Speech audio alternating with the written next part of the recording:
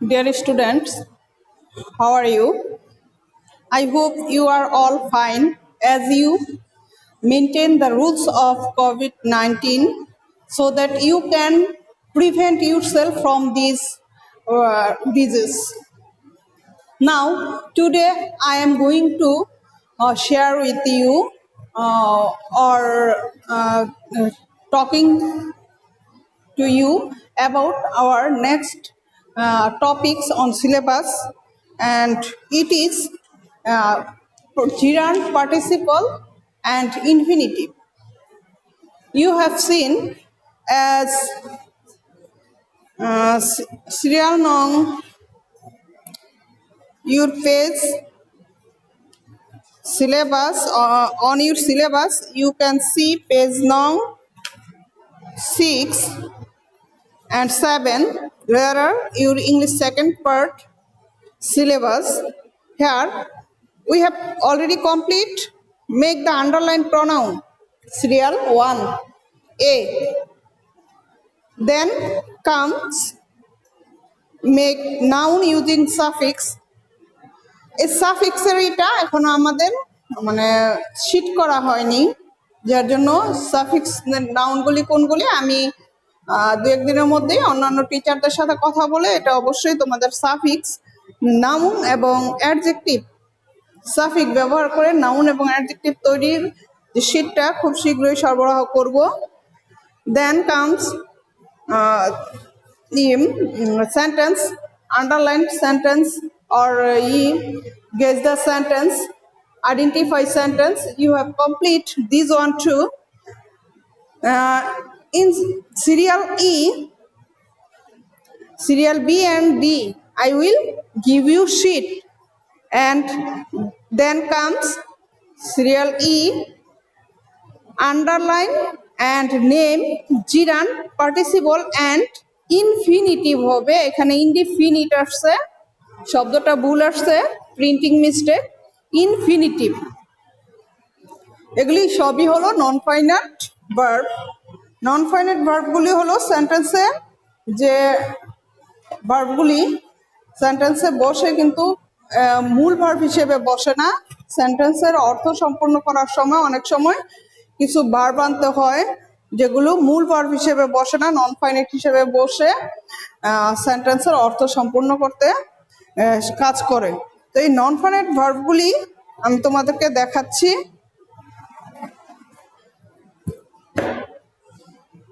Non finite ভার্বগুলো হলো infinitive, জিরান্ড and participle. এই যে দেখো, ইনফিনিটিভ, জিরান্ড, পার্টিসিপল। এবং পার্টিসিপলের আবার তিনটা রূপ আছে, এটা পরে দেখাচ্ছি। ইনফিনিটিভ, ইনফিনিটিভটা হলো টু প্লাস ভার্বের বেস ফর্ম V1, এখানে বেস ফর্ম বোঝানো হয়, ভার্বের বেস ফর্ম বসবে, টু প্লাস ভার্বের বেস ফর্ম টু ডু, এটা হলো ইনফিনিটিভ। তারপরে তোমার ভার্বের সাথে আইএনজি ডুইং, এই ডুইং ভার্বটা যেমন জিরান্ট হতে পারে আবার পার্টিসিপলও হতে পারে, ওইটা তোমাদেরকে আমি পরে আসতেছি কিভাবে জিরান্ট এবং পার্টিসিপল হলো সেন্টেন্সে ব্যবহারের উপর নির্ভর করে এটা কি জিরান্ট হবে না পার্টিসিপল হবে। ভার্বের সাথে আইএনজি যুক্ত হলে অনেক সময় প্রেজেন্ট পার্টিসিপল হতে পারে আবার জিরান্ট হতে পারে। তো তোমাদেরকে আমি পরের ধাপে বুঝাচ্ছি। এখন যদি আবার ভার্বের পাস্ট পার্টিসিপল ফর্ম হয় ওটাও হবে পার্টিসিপল। হ্যাবের পরে যদি ভার্বের হ্যাভিং এর পর ভার্বের পাস্ট পার্টিসিপল ফর্ম হলে সেটা হবে পার্টিসিপল। পার্টিসিপলের তিনটা রূপ হয়, present participle, past participle, perfect participle. যেমন প্রেজেন্ট পার্টিসিপল হতে পারে এরকম ভার্বের সাথে আইএনজি হয়ে, পাস্ট পার্টিসিপল যেমন ডান, ডু, ডিড, ডান। তোমরা যদি ভার্বের চেঞ্জিংটা শিখে নাও, যেমন আমরা হাফ ইয়ারলিতে শিখিয়েছি কনজুগেশন অফ ভার্ব, সেই ভার্বে আছে প্রেজেন্ট, পাস্ট এবং পাস্ট পার্টিসিপল ফর্মগুলি। তো এখানে do, do, did, done past participle. তারপর পারফেক্ট পার্টিসিপলটা কি, হ্যাভিং এর পরে যদি ভার্বের পাস্ট পার্টিসিপল বসে সেটা হবে পারফেক্ট পার্টিসিপল। তো খেয়াল করো,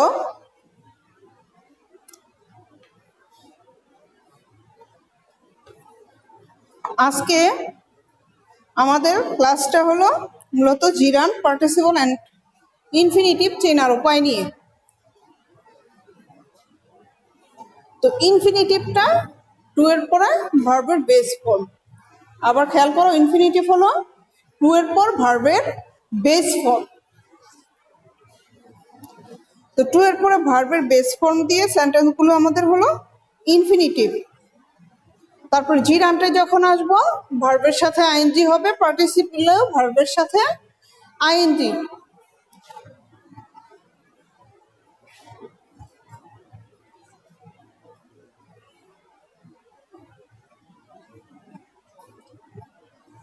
খেয়াল করো ইনফিনিটিভটা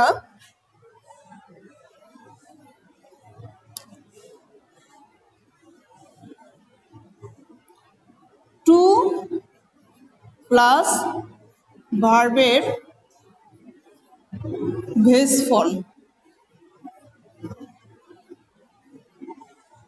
এটা হলো কি ইনফিনিটিভ। ইনফিনিটিভ টু প্লাস ভার্বের বেস ফর্ম হলো ইনফিনিটিভ।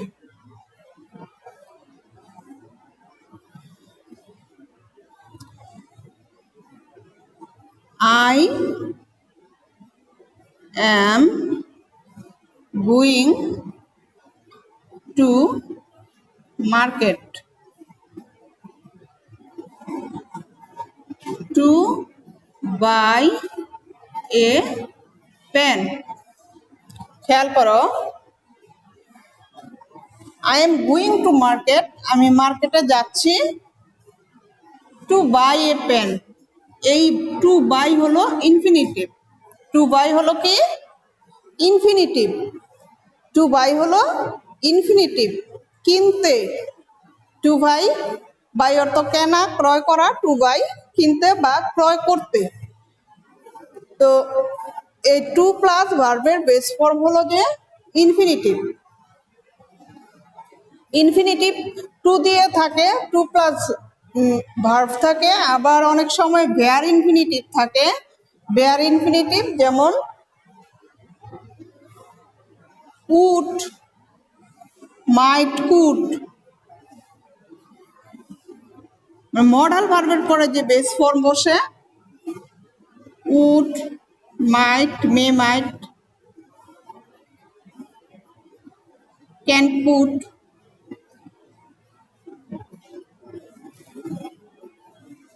এরপরে যে ভার্বের বেস ফর্ম বসে এটা বেয়ার ইনফিনিটিভ ধরা হয়। ভার্বের বেস ফর্ম এটা হলো বেয়ার ইনফিনিটিভ।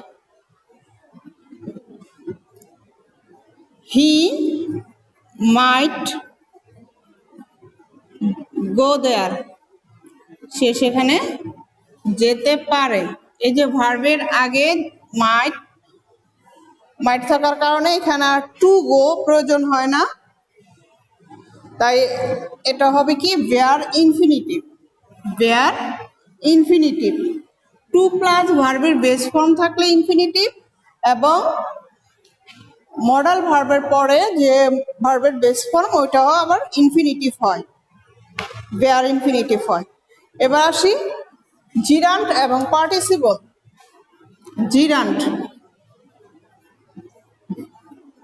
জিরান্ড and participle.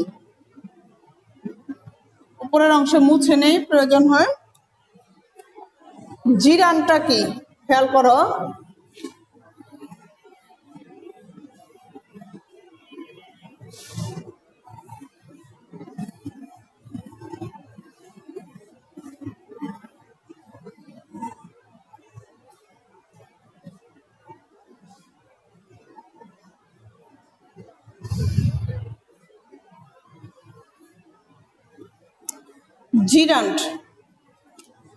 জিরান্ড হলো আইএনজি যুক্ত ভার্ব, ইংযুক্ত ভার্ব যা একই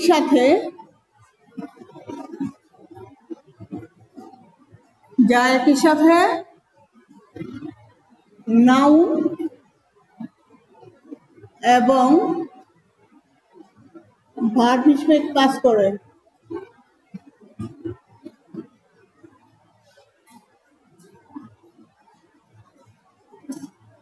তাহলে জিরান্ট কি?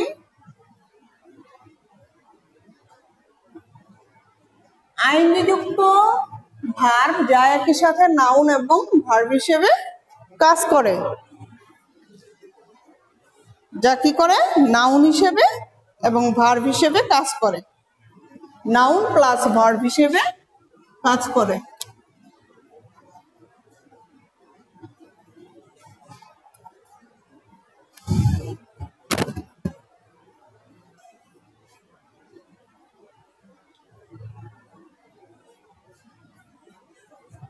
খেয়াল করো, flying is the nature of bird. Gerund এবং পার্টিসিপল যেহেতু প্রায় একই ধরনের, তো এটা চেনার জন্য তোমাদের অবশ্যই কিভাবে আইডেন্টিফাই করতে হয় দুইটা খেয়াল করতে হবে। এখন দেখো, আমি আলোচনা করতেছি জিরান্ট নিয়ে। কি নিয়ে? জিরান্ট। জিরান্ট হলো আইনযুক্ত ভার্ব যা একই সাথে সাবজেক্ট এবং ভার্ব হিসেবে কাজ করে। দেখো এই সেন্টেন্সে, flying is the nature of a bird. উড়া হলো পাখির প্রকৃতি বা বৈশিষ্ট্য। পাখি উড়বে, এটাই তো পাখির বৈশিষ্ট্য, তাই না? এখন এই ফ্লাইং ভার্বটা দেখো তো, ভার্বের আগে বসে কোন নাউন। ভার্বের আগে কি বসে? কোন নাউন যা সাবজেক্ট হিসেবে কাজ করে। ভার্বের আগে বসে কি? নাউন। যদি সিঙ্গেল ওয়ার্ড থাকে তা নাউনই হয়। ভার্বের আগে যদি কোনো সিঙ্গেল ওয়ার্ড থাকে তা অবশ্যই নাউন। বুঝেছ? যেহেতু এটা সিঙ্গেল একটা ওয়ার্ড, তাই নাউন সাবজেক্টের আগে বসেছে। এই নাউনটা, এটা নাউন হিসেবে বসলো এবং একই সাথে কি? ভার্ব। Noun plus verb. এই ভার্বটা কাজ করেছে কি? নাউন হিসেবে। এই ইজ ভার্বের নাউন হলো কি? এই ফ্লাইং শব্দটি। এই ইজ ভার্বের সাবজেক্ট হলো ফ্লাইং শব্দটি। এটা ভার্ব প্লাস কি কাজ করলো এখানে? নাউন হিসেবে। এই ভার্বটি কাজ করেছে কি? নাউন হিসেবে। তাই এটা একটি জিরান্ট। তারপর দেখো, আই ডিসলাইক ক্রাইং। আমি কান্না অপছন্দ করি।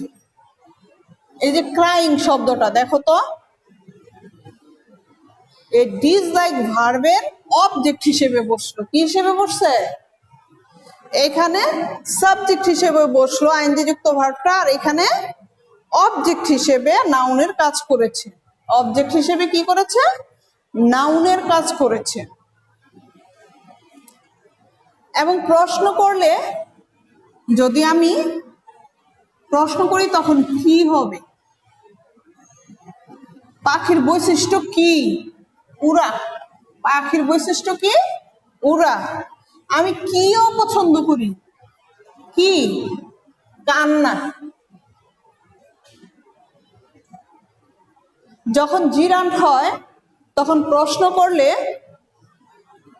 প্রশ্ন করতে হবে ওকে কি দিয়ে? হোয়াট। হোয়াট দিয়ে প্রশ্ন করতে হবে, হোয়াট। আর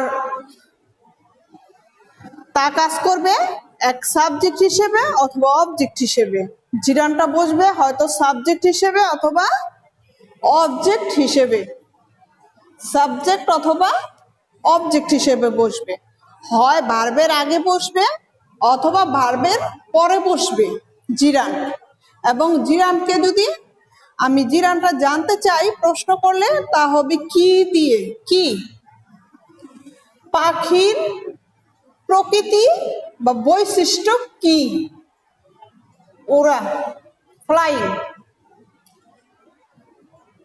তুমি কি অপছন্দ করো? আমাকে তো আর প্রশ্ন করা যায় না তুমি কি অপছন্দ করো? কান্না।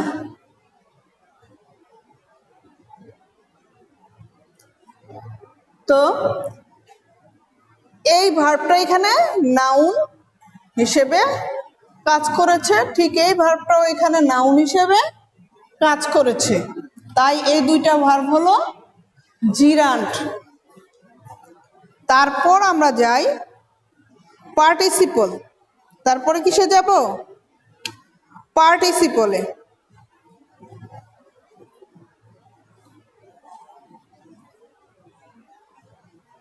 আমি পরে আরো উদাহরণ নিয়ে আসছি,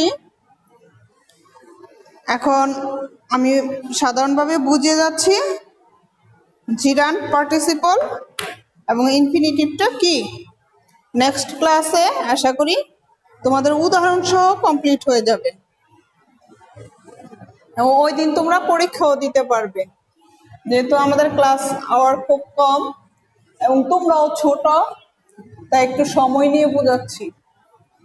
পুরো লাইনটা না মুছলো হতো। আচ্ছা, এখন পার্টিসিপল। পার্টিসিপল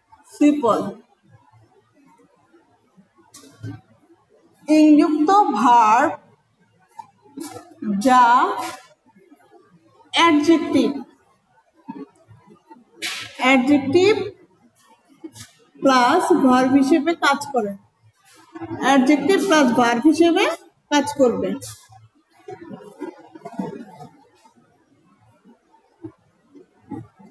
অ্যাডজেক্টিভ বা ভার্ব হিসেবে কি করবে? কাজ করবে। এখন আমাদের জানতে হবে অ্যাডজেক্টিভ কি। পার্টস অফ স্পিচের 8 প্রকার পার্টস অফ স্পিচে নাউন হলো কোনো নাম, তাই না? যেমন এই যে নাম হিসেবে ব্যবহার হলো ক্রাইং, ফ্লাইং। এখন ওই 8 প্রকারের মধ্যে অ্যাডজেক্টিভ হলো এমন ওয়ার্ড যে ওয়ার্ড নাউন এবং প্রনাউনকে মডিফাই করে। অ্যাডজেক্টিভ হলো কি? এমন শব্দ অ্যাডজেক্টিভ হলো যা নাউন এবং প্রনাউনকে মডিফাই করবে। অ্যাডজেক্টিভ নাউন এবং প্রনাউনকে মডিফাই করে। নাউন এবং প্রনাউনকে মডিফাই করে। কিভাবে দেখো মডিফাই করে? অ্যাডজেক্টিভ হলো এমন শব্দ যা নাউন এবং প্রনাউনকে মডিফাই করে। এখন দেখো I saw A flying bird. I saw a flying bird. আমি একটি উড়ন্ত পাখি দেখলাম। এখন শুধু পাখির কথা বলে নাই, পাখিটার একটা অবস্থা বর্ণনা করেছে।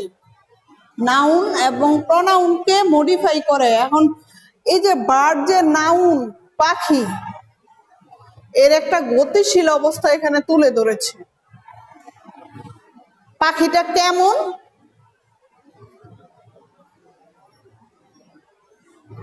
পাখিটা উড়ন্ত।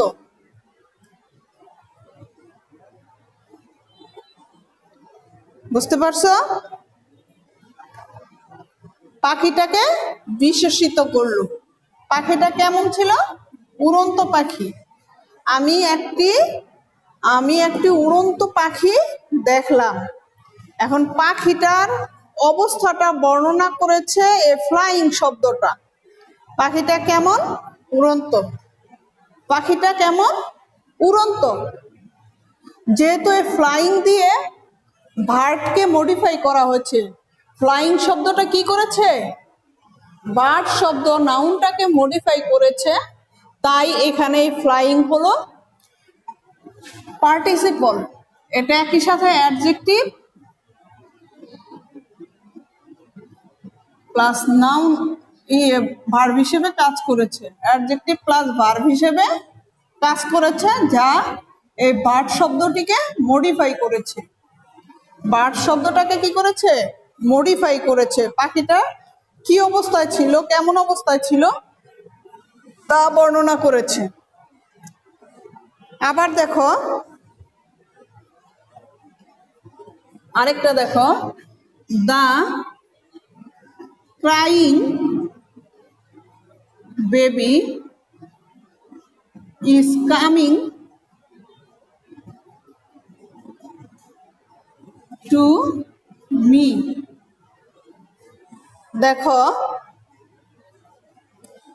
The crying baby, the crying baby, বাচ্চাটা কান্নারত। বেবি নাউন শব্দটা ক্রাইং দিয়ে মডিফাই করা হয়েছে। বাচ্চাটা কেমন বাচ্চা? ক্রন্দনরত বাচ্চা, ক্রন্দনরত বাচ্চা বা শিশুটি, ক্রন্দনরত শিশুটি। শিশুটি কেমন? ক্রন্দনরত। তাহলে এই ক্রাইং শব্দটা বেবি শব্দকে মডিফাই করেছে। বেবি একটি নাউন, এই শব্দটা কি? নাউন। এখানে বার্ড ছিল কি? শব্দটা নাউন, নাউনকে মডিফাই করে অ্যাডজেক্টিভ, নাউনকে মডিফাই করেছে কি? অ্যাডজেক্টিভ হিসেবে কাজ করেছে, তাই এটি একটি participle.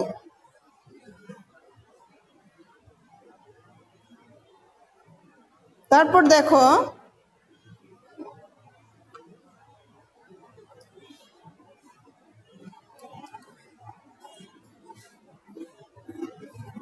the book written by Nazrul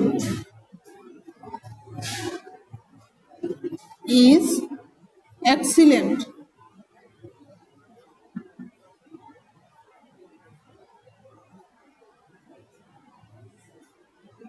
এই যে রিটেন শব্দটা ভার্বের পাস্ট পার্টিসিপল, ভার্বের কি? Past participle. এটাও একটা পার্টিসিপল। এই পাস্ট পার্টিসিপল গুলিও কি হয়?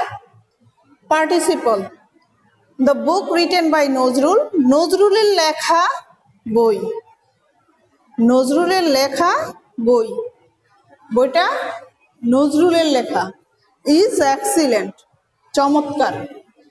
এই নজরুলের লেখা বই, এই রিটেন শব্দটা নন ফাইনিট হিসেবে কাজ করেছে এবং এই বইকে নির্দিষ্ট করেছে পাস্ট পার্টিসিপল।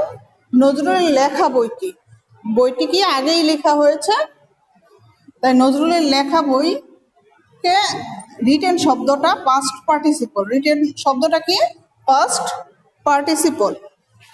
তো এইভাবে পার্টিসিপলগুলি ব্যবহার সেন্টেন্সে ব্যবহৃত হয় এবং তোমাদেরকে সেন্টেন্স চিনতে হবে, সেন্টেন্স দেখে বলতে হবে। তোমার এখানে আমি তো পাস্ট পার্টিসিপল বলেছি, পাস্ট পার্টিসিপল উল্লেখ করতে হবে না, তোমরা কোনটা পার্টিসিপল তা লিখবে, কোনটা জিরান তা লিখবে শুধু।